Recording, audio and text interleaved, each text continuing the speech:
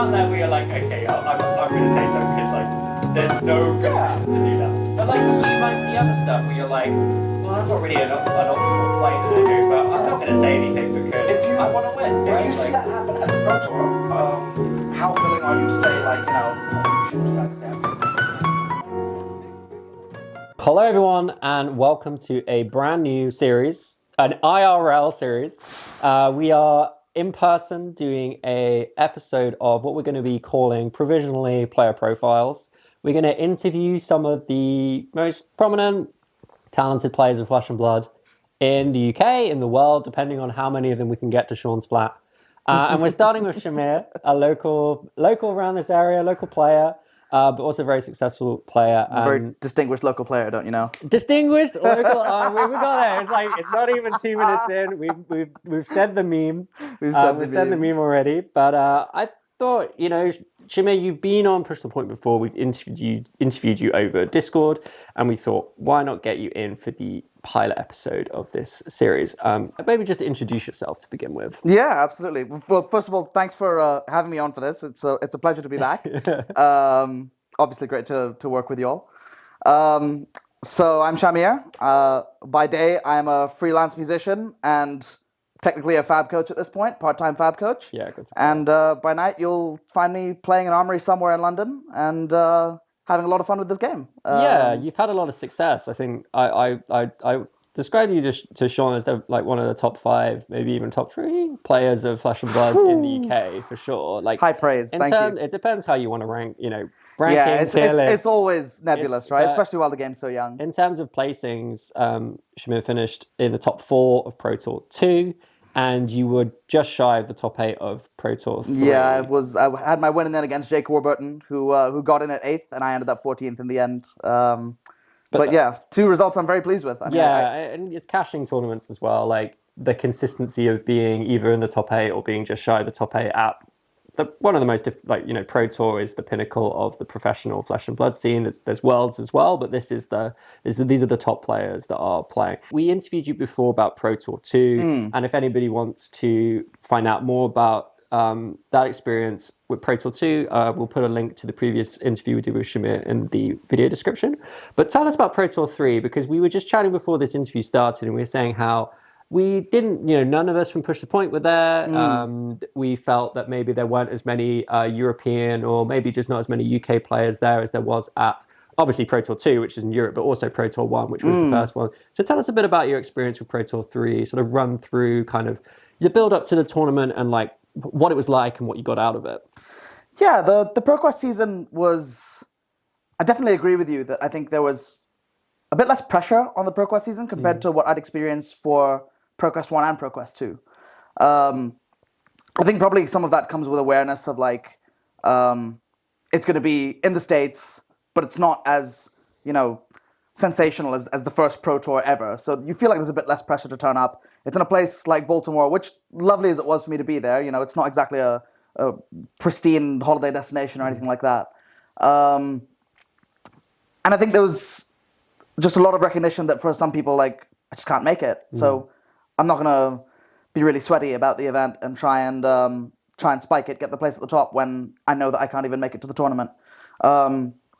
That said, we definitely saw some players do really well. George Roger had a complete tear through the UK on that season, I remember. Yeah. I think there was definitely a bit less kind of fire about the competition in that season. Not to say that it was easy to get through or anything like that. There was definitely a lot of very strong players represented. Some really good competition in all of the ProQuest that I played. But yeah, it did have a slightly different feel. I agree with you on that one. Yeah, it's like I think it's the interesting development of LSS deciding to go for just one Pro Tour a year. That means obviously it can only be in one place, and generally it's probably going to be in America or it's going to be in Europe, and I'm sure we'll see one out in Australia or New Zealand or Singapore at some point. But it does mean when you're sitting down at the table, there's probably this feeling like, am I actually able to go to America as a European? Am I able to put the money in? Am I confident enough in my ability to get money out of this tournament? Because obviously there's cash prizes, so you're putting money in, but if you do well, you get money back. It can be, you can knock the cost off a bit.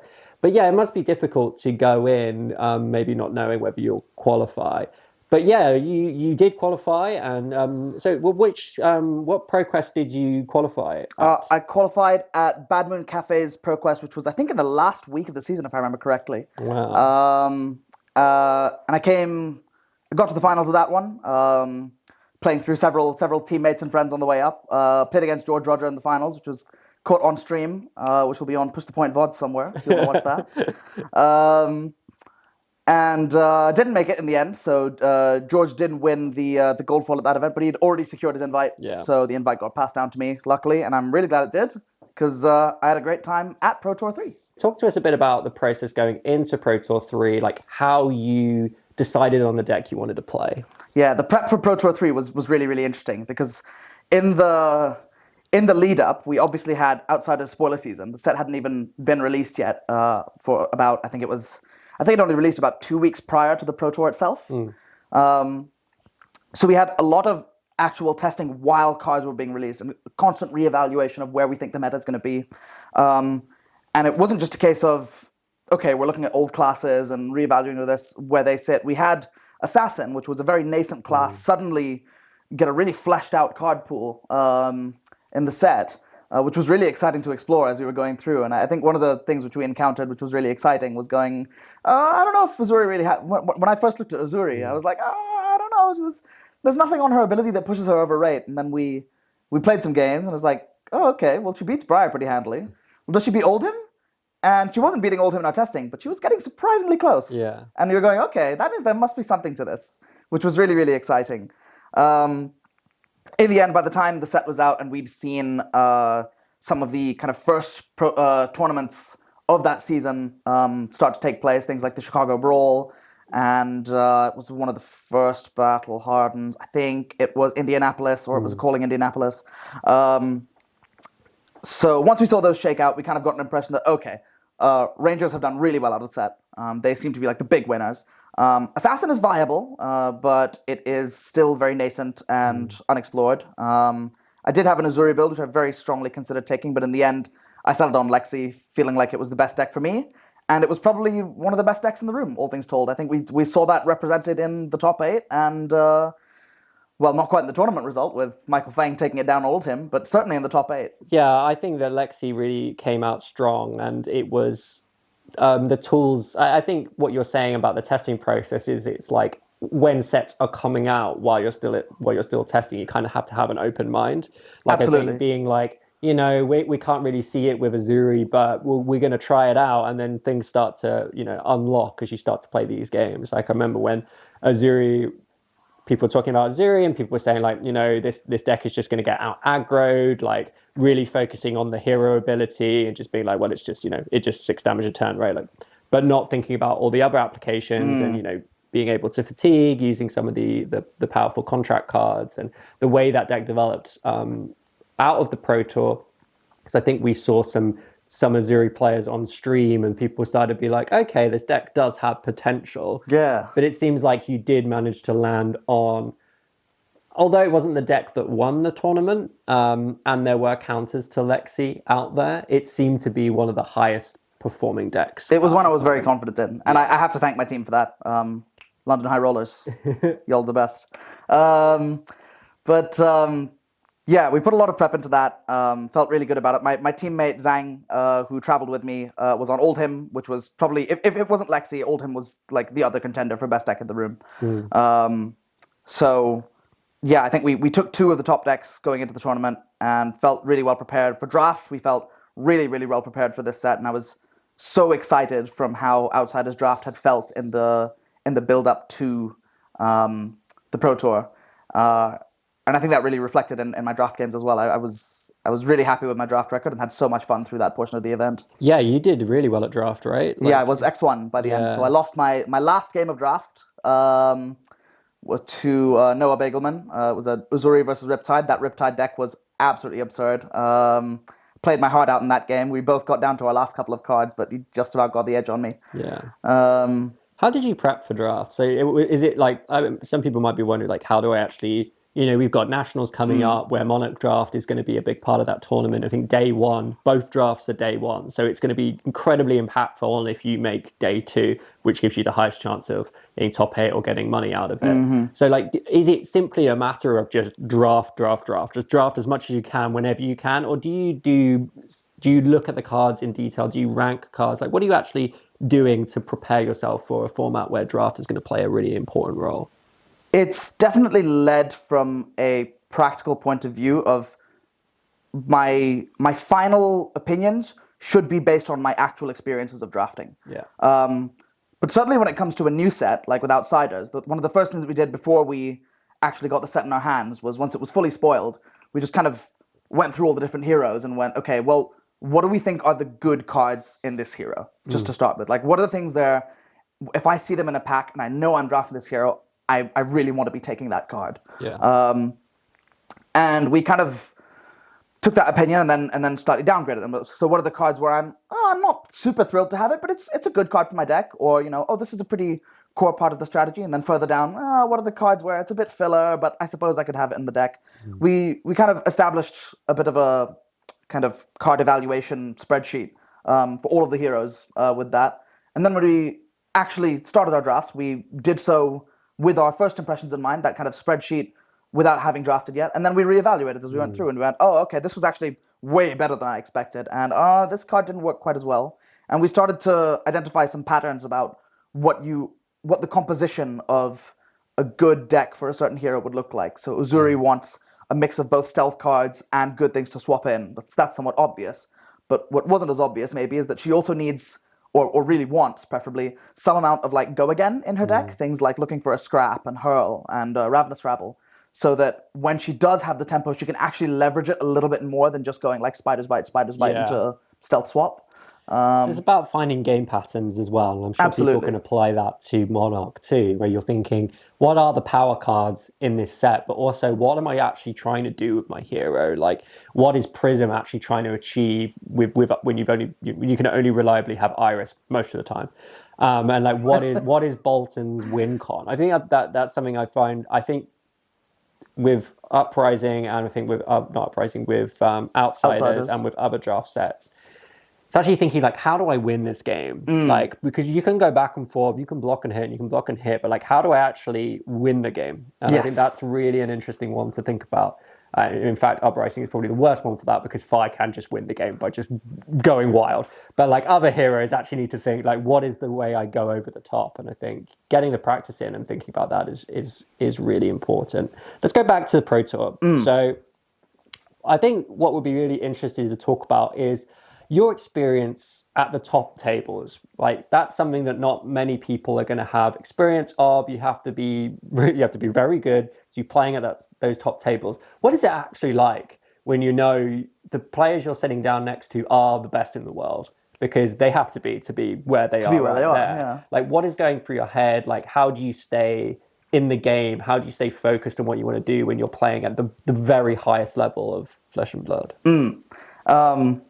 The first reflection that I definitely had at this Pro Tour was looking around the top table. It was all just a row of tables and going, I've seen every single one of these faces in this kind of position before. Yeah. And that was nuts to me. It was going like, oh, wow, the top players really do consistently rise to the top in this game, which is pretty incredible. Yeah. Which made me feel very kind of humbled to be among them. I think how you handle yourself at those later stages really comes down to what your perspective is on every game leading up to them as well. Because the way I kind of think of my opponents when I'm walking into the Pro Tour is they've all qualified through the same means as me, like at minimum, right? There'll be people there who've qualified on XP, which means they've played the game a lot and have to be winning like a decent percentage of the time by playing the game a lot. There will be people who have topped a ProQuest the same as me. There'll be people there who've banked a PTI that they've won at the previous event, which means they've performed well at a previous event. In other words, everyone there is as good as you, if not better, which can seem really scary at first. But it means that I treat a lot of my opponents that I see in earlier rounds with the same kind of respect that I see the people at the top tables. Yeah. I'm sitting down not really thinking, oh, this is some random player. It's like, no, this person could be as good as Pablo Pintor. This person could be as good as Michael Hamilton or Matthew Folks. Any of our Michael Fang, any of our Pro Tour or world champions. And because of that, when you walk into your games at the top tables, it's kind of like, okay, it's another round of Swiss. I'm against an opponent that is as skilled as me, if not better. And maybe they have previous results. I mean, that's okay. At this point, I can say I do too, which helps. Yeah.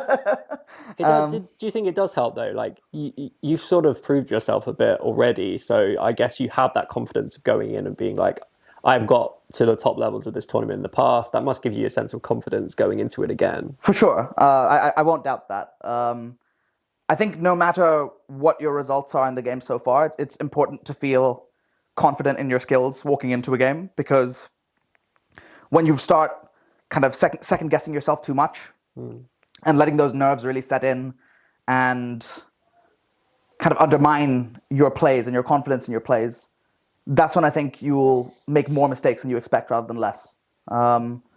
Take your time when you play, be thorough, but don't second guess yourself. If you believe something is right and you can reason out in your head why it's right, make the play.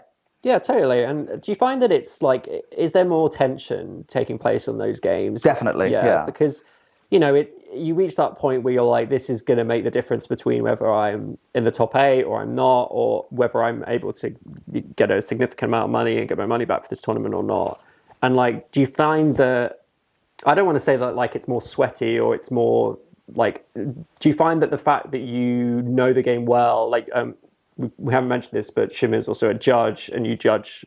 You level 1 judge? I'm a level 1 at the moment. Level 1 judge. So and for people that aren't familiar, that is actually quite a difficult exam. I think the level 1 doesn't give it maybe as much credit. Level 2 exam I've heard is very, very hard.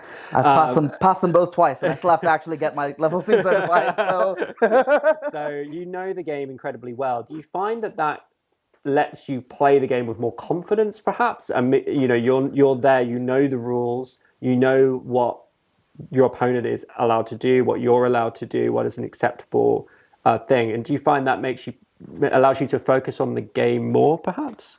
I think it is necessary to play at a high level to know the rules very intimately. Yeah. Because it's a complex game at the end of the day. And there's lots of niche rules situations that can come up where suddenly lines of play are open to you because you understand how the rules function very deeply. And if you didn't have that understanding of the rules, you just wouldn't be aware that you can make that play. Yeah. Nor would you know, for instance, that your opponent could, and so you don't know what to play around. Yeah. And because of that, I think it is important to know the rules really well if you want to play the game at a high level. And that was part of my rationale for choosing to become a judge fairly early on. I think it was in my first couple of months of playing the game that I decided I'm going to try and qualify to be a level 1 judge, and I did so about 3 months after I started playing. Yeah. No, that's good. How did it feel to not make the top 8? Because obviously you put so much work in and you were so close. I mean, we can't pretend that you must have been thinking, at the very least, I'm in the right, I'm where I want to be. Yeah. I want to be, I've got an opportunity. Like, obviously you'd love the opportunity to just breeze through to the top 8, but you're at least in a position where I am in control of my own destiny here. Like, if I win this game, I'm in, which is what you want to be in that position. You don't want to be relying on anyone else but yourself. How did it feel when you didn't manage to make the top 8? So I was having a chat with Matthew Folks just before the final round of Swiss. We were just having a look at the standings and figuring out, where are people at my record. I was, I think I was X and 3 at the time. Yes, I was. So I'd had 3 losses at the time. 2 in CC and 1 in draft. And we were just figuring out, okay, so who's actually still alive for top 8? Who, if they win at this point, can get in? And Matthew and I both realized that we were in that position, which was exciting, of course. We realized that not everyone at our record, there were some people who had 3 losses who actually could not make top 8 at this point because of where they were in the standings at the end of the previous round. So we were glad not to be in that position. And the pairings came up, and I see I'm against Jake Warburton, who I'd had some great chats with. We traveled up around this. I think were we on the same flight, if I remember correctly? Could be.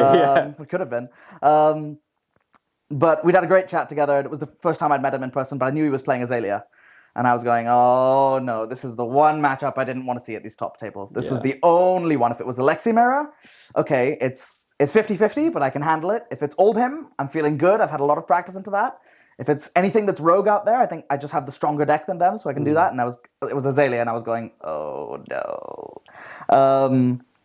Played as well as I could in that game, but at the end of the day, Jake's draw was strong enough that I couldn't high roll him out of the game. Yeah. And of course, I was disappointed by not making top 8. That definitely kind of stuck with me for about a minute after losing the game. It was like, you were so close, man. But I shook it off quickly enough to realize that Jake has made his first top 8 at the Pro Tour. And I was like, let's go, dude.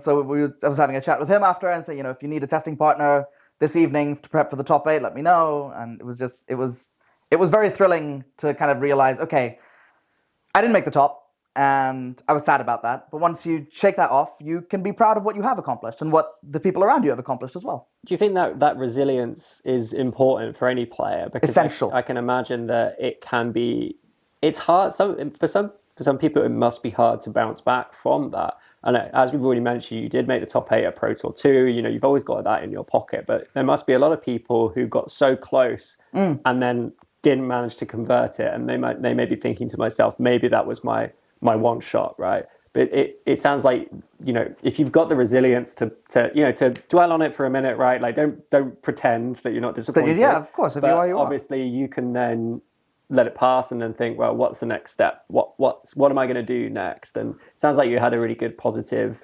response to that, and especially with Jake, who's another UK player, in case people didn't pick up on that. And obviously, I remember we were all on the Discord like, no, why isn't the 2 UK players up against each other? Terrible. But that's the way it goes. Yeah. And that's what it's, that's a testament to the quality of the UK scene, that we have UK players knocking out other UK players on the winning ends. Because if the only way that happens is if the UK players are good enough both at the to top, get there right? in the first place. Got to be at the top to start And the with. same with Matt Folks, right? Matt did manage to make the top 8 as well. Indeed. And Jake. So we did have 2 UK players in the great top representation 8, in the top, which was fantastic. But yeah, it sounded like a really enjoyable and good tournament for you.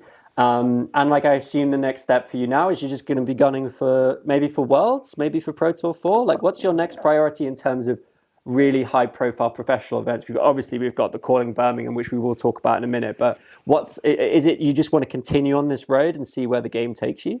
Yeah, I want to keep playing as well as I can. I love this game very deeply still. I've been playing for almost 2 years at this point, and my love for it has only grown in that time. The next target is the Calling, because it is a big event. It might not be, it might be an open entry event, shall I say, rather than a qualified one, but there's going to be a lot of people there and a lot of excellent players there. So my next target is to do well at that and to really enjoy win that. the Calling. Let's go! You heard it here first. Well, let's talk about the Calling. So, Calling Birmingham, push the point. As you may know, we're involved. We're going to be casting the Calling, and we're going to be there on the ground, contributing however we can. How does it, I guess this is something we can both talk about really, but the fact that we have a Calling in the UK is obviously huge, and we're all really excited about that. And what do you think it's going to be like in terms of the scene and the meta at the time? Because it's coming at a really interesting time, right? It's not the first tournament after Dusk. It is not. Dawn. There's a Battle-Hardened in Cincinnati, I want to say. But it's the first Calling, and it's still, the meta is going to be fresh. Is that something that excites you, the idea? We talked about this hugely before. We're going into the Pro Tour with a new set coming out. What do you think about Dusk Till Dawn and how that's going to affect the Calling and the meta? It kind of feels like it's all up in the air, really. It is all up in the air, and I think what's most exciting about it is we're seeing, in Dusk Till Dawn specifically, right? If this was any new set, it's like, okay, we're going to see some new heroes and all of that. We're seeing 2 heroes who are probably deemed to be 2 of the most, so shall I say, 2 card pools, which are some of the most powerful in the game we've seen so far, in Shadow Runeblade and Light Illusionist, come back into the game. And I have a deep love of Chain, busted as he was, completely busted hero. My favorite thing about Chain was just the sequencing puzzles. You look at your turn, you banish off the top of your deck, and you sit there for about a minute going, there's 5 different lines here. Which one's the best one? I absolutely love that moment when I play Flesh and Blood. I've learned to really love that almost decision paralysis, but you find your way through it. So I'm so excited to play with that card pool again.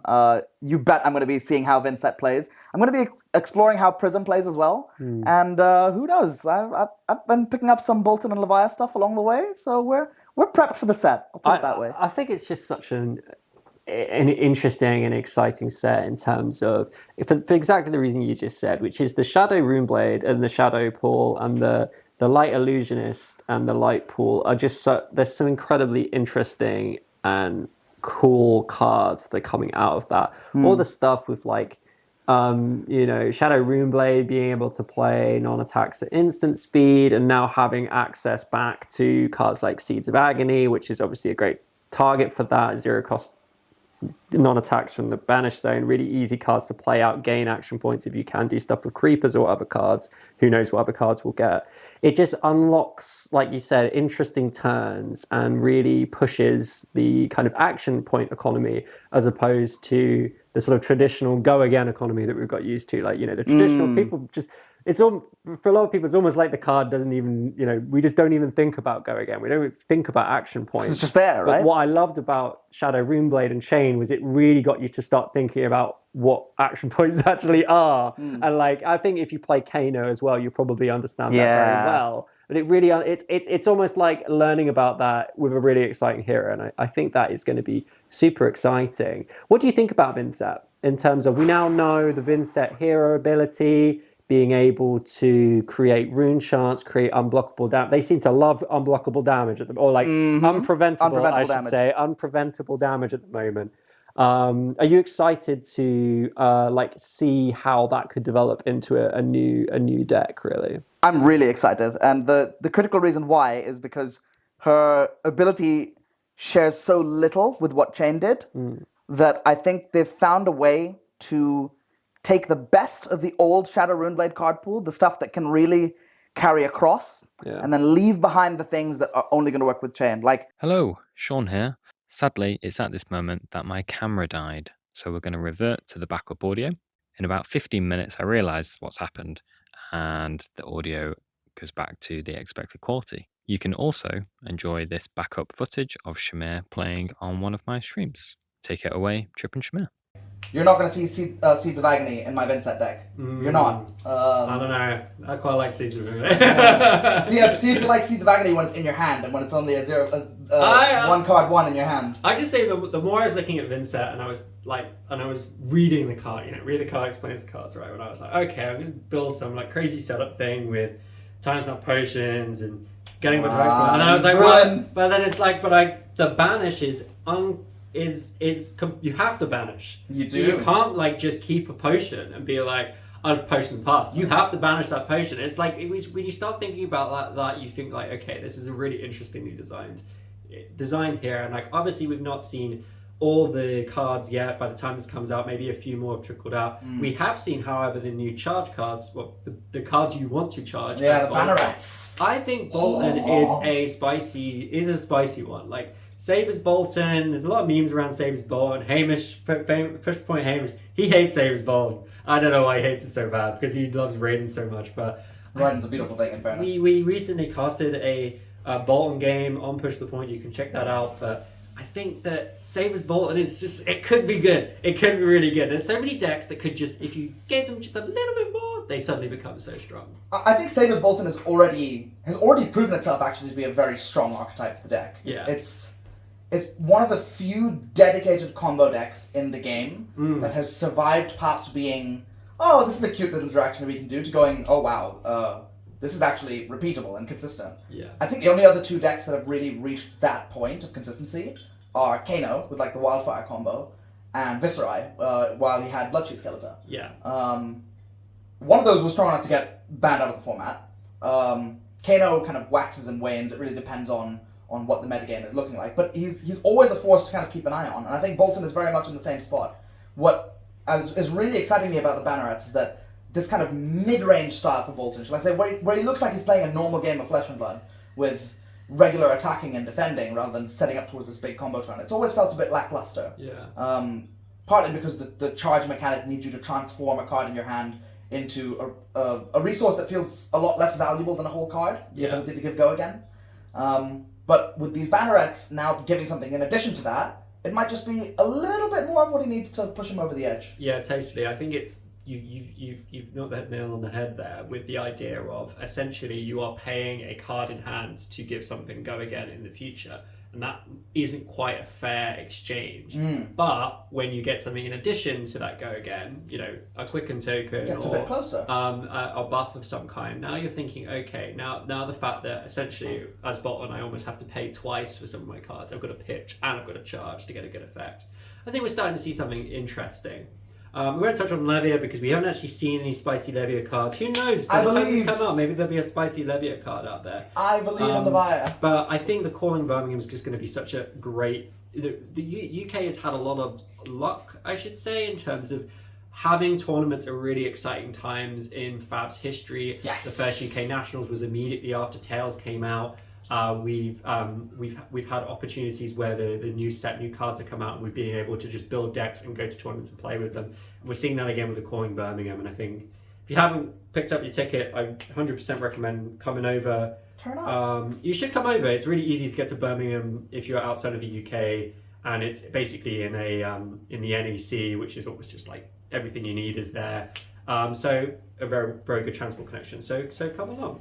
Let's talk about something else now. I want to talk about Nationals. Yeah. So we were just saying, like, what's the next big step for you and for all players? And obviously the calling is coming up and the calling is going to be huge, but Nationals is big. And I often think that, I don't know about you, but Nationals is my favourite tournament that I ever play in Flesh and Blood. It's just something about the knowing that everyone you're playing against is people you've seen at armories, people you've seen at skirmishes, people you might have played before in the past, bringing all those people together from all across the country and being able to think, like, who is the best player in the UK? Yeah. Right, that is the question that Nationals is trying It's to a fascinating answer. one. And like, who gets to represent the UK as the best player in the UK for another year? Like, what's your feelings about Nationals? Do you have a similar kind of feeling? Is it, you know, what's your kind of like, what are you thinking about when you're going into that tournament and that season? I think, especially when you're actually in, shall I say, most like the smaller national tournaments, and the UK is not really that small at this point. I think we're 128 players. Yeah, it's at pretty nationals. big now. But, you know, shall I say, maybe if you're not at US Nationals, which is by far and away the biggest, Yeah. it really feels like everyone you're playing against is part of your local community. You've probably played against them somewhere on your, you know, your skirmish circuit, your ProQuest circuit, your RTN circuit, whatever tournaments or armories you've been playing around the place. You probably know them quite well. You know, you've played against them, you've had good times with them, you've shared bad beat stories, and now you're all kind of in the arena together. Like you say, figuring out who's at the top for a year, which is really exciting. And I think that it says something, because what I want to talk about as well is like how we're currently qualifying for Nationals. And you mentioned the US has got a huge Nationals. UK, we've gone up. We were at 96, I think, and now it's 128. But there's still a lot of people who don't make it to Nationals, don't qualify. Unfortunately, yeah. And like, there's been a lot of talk around like what should the process be for qualifying for Nationals. Like, do you have any thoughts about that? Do you think that the current system is fine? Would you change it in any way? I think the things about the current system that work is it incentivizes people to turn up to Road to Nationals events. Yeah. And that's not just for the sake of the invite. The invite is definitely a thing that I think a lot of people are chasing. But for instance, I secured my invite in the first week when I hit the finals at Rule Zero. Another game that was caught on stream at Press the Point. Yeah. But so I'd kind of achieved one of my goals of, okay, cool, I've got my Nationals invite secured. That feels great. But the season's about more than that, and I think whenever we enter a competitive season in Flesh and Blood, it's about more than just the trophy at the end of it, or the thing that you have in hand. It's about the experience of playing at that level. And what I think RTN does quite well for the most part is it's quite good at making it so that people are encouraged to keep playing events, even after they've qualified. I think that's a good thing. Some people really disagree with me on that. I think it's good that people should want to turn up and play Road to Nationals events. They should want to play at these high level events, because the point isn't to the point isn't just to qualify people for nationals, right? No matter how many people secure their invites via Road to Nationals, there's going to be 128 people at nationals. Yeah. And the people who don't get their invites via RTNs are going to get there via the XP Alert Award. So if you really, really, really want to be at nationals, and like it is that high a priority for you, you have a route there, and it doesn't involve spiking a Road to Nationals. It involves just playing the game, enjoying the game. You can absolutely qualify for your local nationals by playing with a degree of regularity and doing pretty well with that. Yeah, I think that's a fair point. Like there are, it's obviously a time issue, but there has to be some system, and well, the alternative is obviously to just have open entry or some kind of system where, like, if you win a Road to Nationals or you qualify, you can't participate in anymore. Yeah. And then it's like, okay, I won in the first week. I booked like 3 more this season because I wanted to play the season because it's really fun. Or like I wasn't sure I'd get it, and now I've made all these bookings and all these travel plans, and it's just all gone. Like that's really sad. The other thing, of course, is if you do top 4 multiple RTNs, you're not actually taking an invite away from anyone. You're just putting it back. On the leaderboard, leaderboard, right? Exactly. So it's not. Yeah, it's one of those ones where I think the system probably works well enough, and it's like if you tweak the system, you end up just finding some other issue with it that you didn't even think about. Unfortunately, when we're talking about qualifying for the highest level tournament within a country, within a single country, not everyone's going to make it. And if you do want to be someone who makes it, you either have to put in a time commitment to regularly show that you are playing the game and doing pretty well at the game. Not even like, 3-0ing every armory and playing 4 armories a week. Play 2 a week and do pretty well at them with regularity. Yeah, you'll be fine. And I think the other point is about playing the game, right? Like there is when we think about like the feeling or that some people are like, well, you've already qualified, why are you playing? Or like, I think there's something around like really, really good players of the game, and you're going to armories, you're going to skirmishes, you're going to Road to Nationals, and you're doing consistently well, and people are looking at that like that and being like, oh, this person's always winning, they're always taking the top spot. But I think that's the nature of a competitive game, is like, what's the alternative to that we just don't want our really good players to play? It's a double-edged sword of flesh and blood. Yeah. And I think it really determines what kind of people are going to enjoy this game right now, which is, like I said, it's a double-edged sword. It's a good thing and a bad thing. To some degree, if you find that you have found your route to success in the game, you've cracked the secrets of the game, you know how to play it really well, then you're going to enjoy the consistency that comes of that. But it does mean that if you're, especially kind of the new player experience right now is one of the biggest concerns that I have for the game. Yeah. It's hard to reach that point to begin with, because the way in which you get there, and certainly the way in which I got there, is you lose a lot first, and that can be kind of demoralizing. So it's not perfect. The game has some aspects that it is struggling with right now. I don't doubt that for a second. But as you say, it's a competitively minded card game, and because of that, yeah, you want to show that if you're good at it, you can do well. That's the point of competition. And I think also I think at the time when you're losing games, it can feel demoralizing. But ultimately, the only way to get better is to play against people who are better than you. Yeah. Or to test against people who are better than you.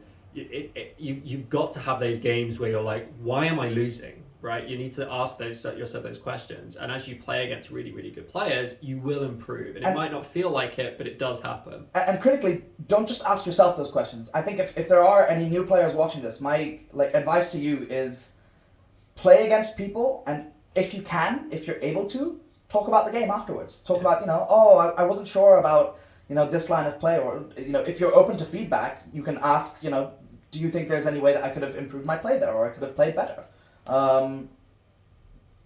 The community is really, really supportive of each other. It's how I got to where I am. I asked a lot of good players who were better than me at the time, those questions, and I learned things about the game by playing against people who were better than me and asking, how do I get better? And I did some investigation myself and looked at the rules and went, how do I get better from my own understanding? And I reached where I am after all of that. But you can absolutely do that too. So I hope I hope that if you are a newer player and in that kind of point where the experience isn't so great right now, you galvanize with your community and they galvanize with you rather than you kind of get pushed away by them. What would you do personally to improve the experience of like new players to Flesh and Blood?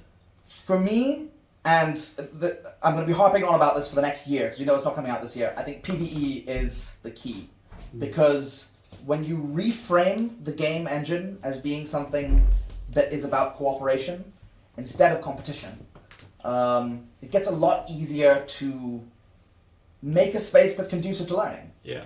So, for example, imagine we're playing a cooperative game, and we're up against an encounter, shall I say? It might not be a single enemy, an encounter that's playing in a style that's very reminiscent of, say, how a ninja would play in like a normal game of Classic Constructed.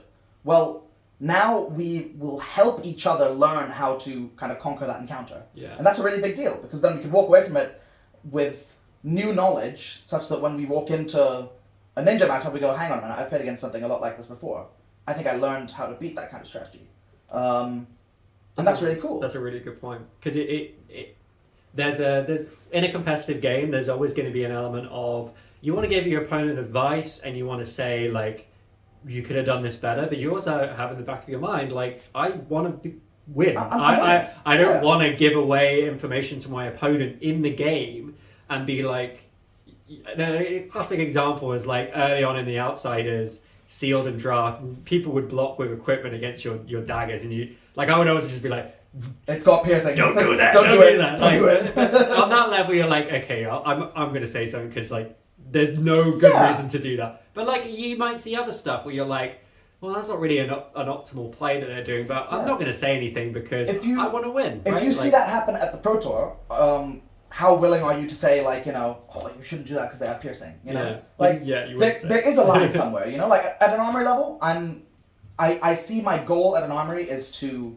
have fun, first of all, help my community have fun, and then help us all get better as a community, self-included, where applicable. But then on the PvE point of view, like you were making, in that scenario, you're all on the same team. You're always working together. There's no reason not to say to someone, you could... Yeah, I think this line might help us get it. What do you think? That interaction doesn't work as well as you think, or various things like that, and that it brings in constructive criticism in a much more neutral environment where you're much more comfortable being able to give that advice. Like you're always in a tournament environment, you're always not sure. Like maybe should I at the end of a game, like should I even say like, do you want any advice? Like is that itself?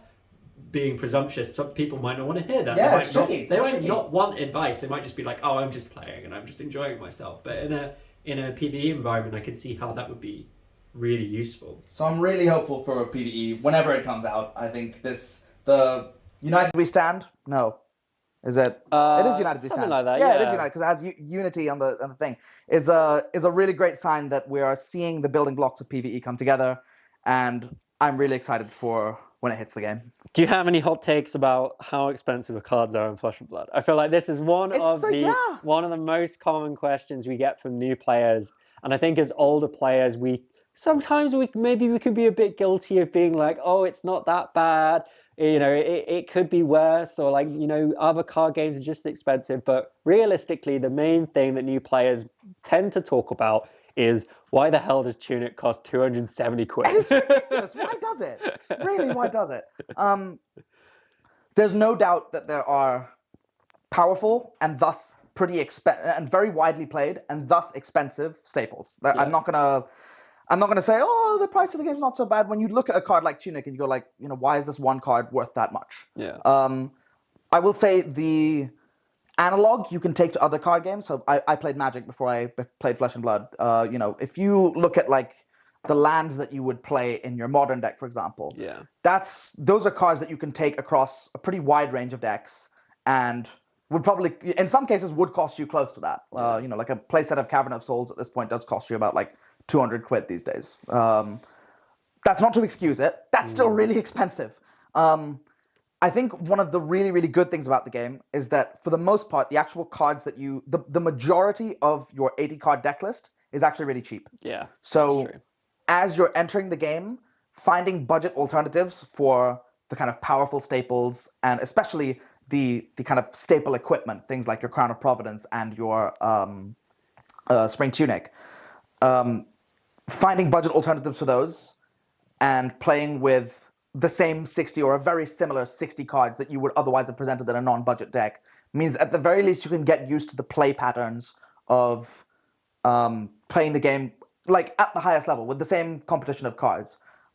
Because the commons in this game are very powerful. The rares in this game are also very powerful. And those cards are very, very cheap to acquire because they're available en masse. And also it just makes the, like, if you are new to the game and you, the idea of, okay, I only need to like borrow one card and my deck is basically there, because my main deck is, you know, we've seen Command and Conquer in the meta for a long time. That's probably one of the more expensive cards. Has fallen out of favor in a few decks. We are seeing a little bit of, you know, expensive cards start to creep back in. Codex of Frailty being a really good example. But I like how those cards are getting like class, you know, the class specific cards. So it's not like with Command and Conquer where like I need it for every deck. I need it for like every single deck I have. But you know, the key equipment, and at the end of the day with Tunic, you can put it in pretty much, that's part of the problem, is you can put it in pretty much every deck. But who knows, maybe we'll see some reprints come further down the line. Yeah, I think at some point cards like Tunic will not be healthy for the game. Like I think I could see a world where Tunic is banned in maybe a year's time, a couple of years' time. But at that point, we should have enough alternatives for our classes that we don't feel we need this ubiquitous generic equipment that holds everything together. And that's ultimately what I want for the game. I want for there to be more diversity in the cards that we played. We're not just seeing the same play patterns and the same kind of advantage engines played over and over again. Yeah, absolutely. I think the last thing I want to, well, not the last thing, there's a couple of things I want to wrap up with. And kind of, it's obviously not taking a step away from Flesh and Blood, but taking a step away from your professional playing of the game, and actually to talk about the other ways you are engaging with the game at the moment. And I think the two main ways is through the coaching you're doing and through casting, by wanting to cast the game. And obviously that's something that Push the Point have had a lot of luck with, you know, but it is luck. I mean, yeah, congrats to you guys. It's huge. Luck. We've been asked to cast the Calling. But let's talk about casting and how you found your experience of trying to like break into the casting kind of sphere of Fab. Yeah, so when I first started watching coverage of the game, which I think was with the first calling of the first calling in Vegas, I was really fascinated by how complex the game is and how difficult it is to actually kind of represent sometimes in both the board state and in the casting. There's a lot of verbal information and cues that happen during a game, which can sometimes be hard to represent on the board because it's a very ephemeral game. There's not a lot of like permanence to sit and play that you can like stop and sit and read and figure out, oh, what's that doing and how does that interact with that?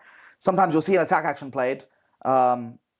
The players know what they're doing. They'll absolutely breeze through it, and it ends up in the graveyard, and you're like, oh, what just happened? Like, you know, especially if you're a newer player who doesn't recognize the card yet. So partly just wanting to experience what's it like to cast this game, but also trying to make it more accessible and easier to understand for players who are newer to the game and don't understand the card pool as well. That was something that I was really excited to try out. I first got the opportunity when working on a battle-hardened, I think it was, oh gosh, I can't remember which one. I want to say Richmond. And I worked on it with Scott Mines, and we were busy casting it late into the night. I think it was about 6 a.m. by the time I'd finished, the two of us finished. It was ridiculous. But we had so much fun working together on that, and I think we did a really, really good job.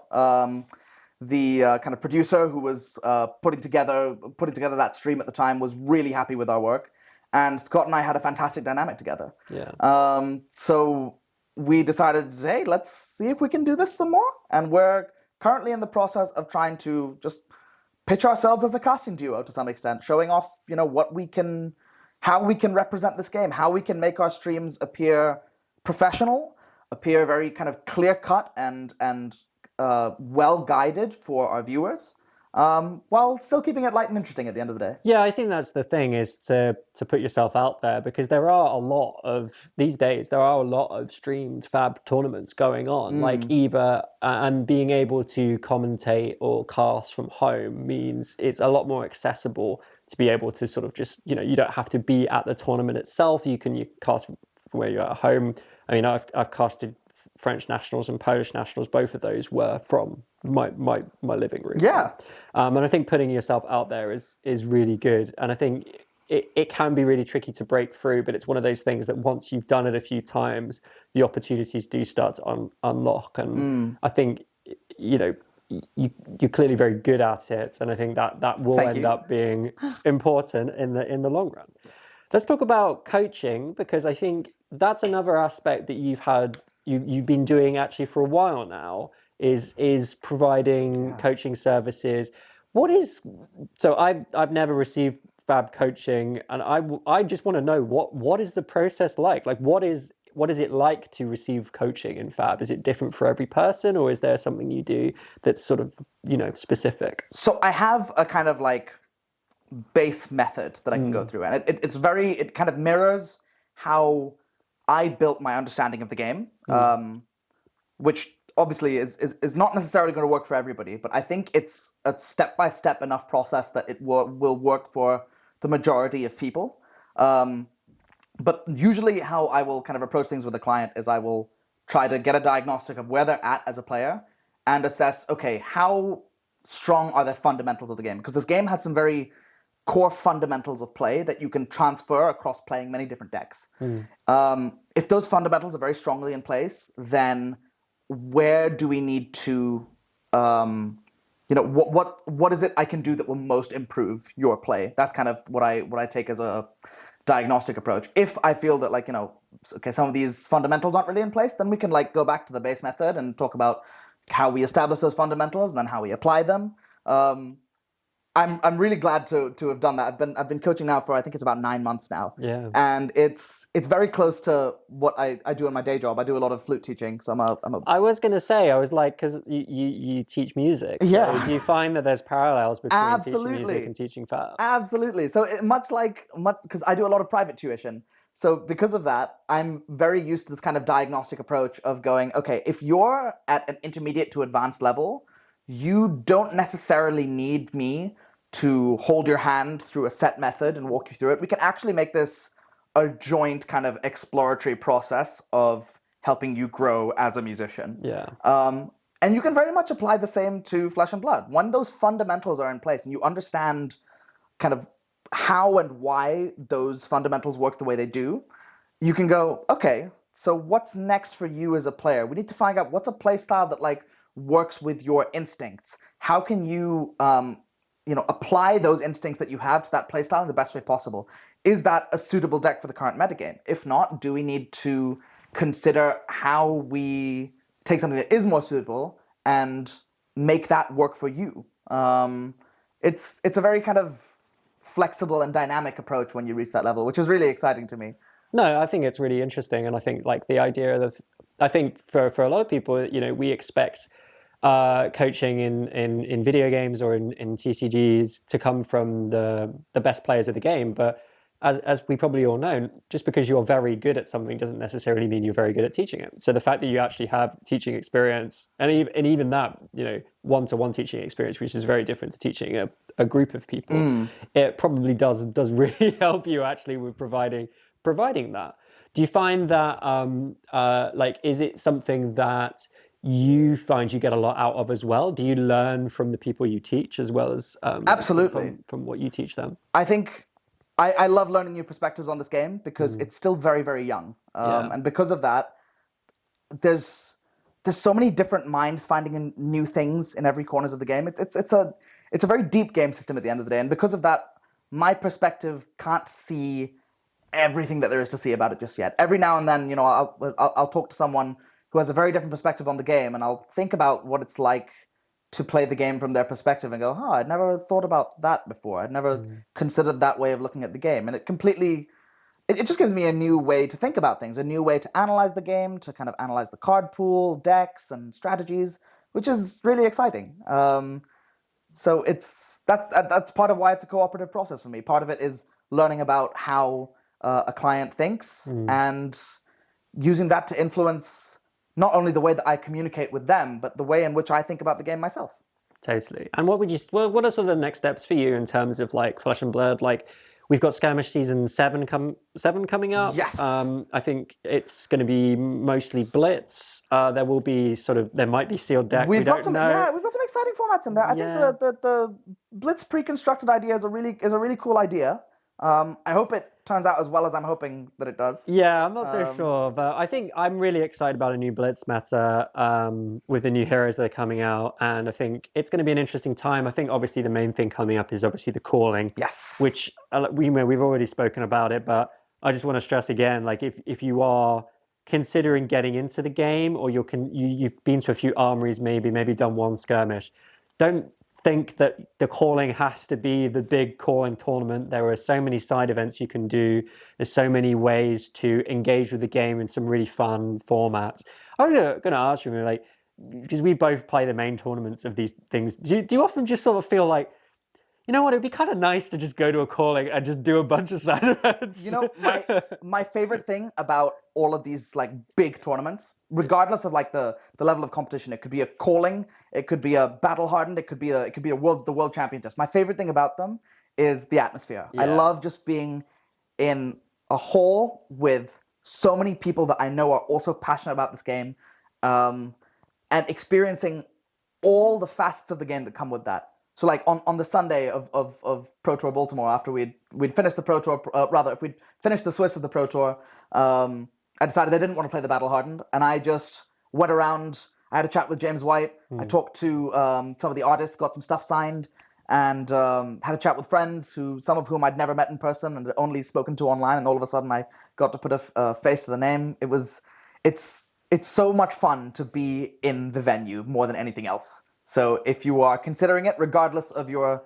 level of competition or how confident you're feeling, I would strongly encourage you to just come and enjoy the vibes. Absolutely. The vibes are amazing. It is all about the vibes, and the room is fantastic. There's nothing like being in a large group of people who are all passionate about the same thing, and that is Flesh and Blood. Shahmir, thank you so much for joining us for this first episode of the player profiles we're doing on Push the Point. I hope you've enjoyed chatting. I personally enjoyed not having to worry about OBS and Discord while recording, while Sean has been doing all the work in the background. So huge thank you to Sean Absolute MVP. for running the stream and letting us use his sofa for the last hour. Indeed. Is there anything you would like to essentially plug or talk about before we wrap things up? I guess the coaching services. Yeah, indeed. What's the best way to reach out to you for coaching? If you would like to reach out to me for coaching, I am at Shahmir Sami on Twitter. If you DM me there, or I have a pinned tweet. If you would like to reach out to me there about coaching, if you're considering it, please do. I'd love to hear from you, and I'd love to kind of help you find something to love about the game, something to improve and enjoy about the game. Yeah, and if you are looking at running a tournament in the future and you need a casting team, reach out to Shahmir and Scott. And who knows, maybe we'll get to... I'm very big on making sure that the UK content creator community sort of shares the love and the opportunities. So hopefully at some time in the future, we may even be casting together. So. Fingers crossed. If the calling goes well, I'll be playing it. If it doesn't go so well, I hope to maybe join you in the booth.